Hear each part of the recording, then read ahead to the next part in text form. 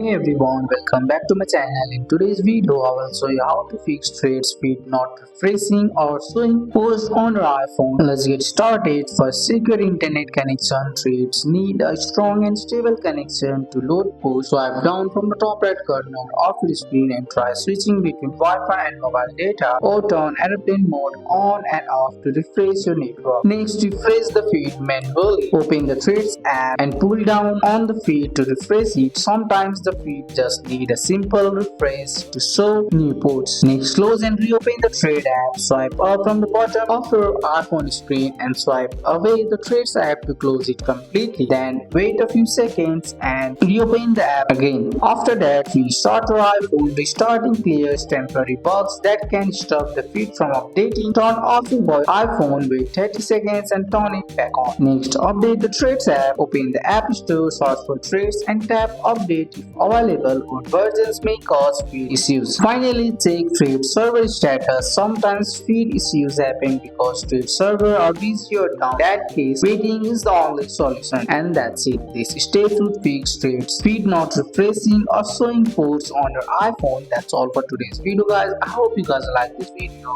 If you found this video helpful, drop a like, subscribe for more videos. Thanks for watching. See you in the next one.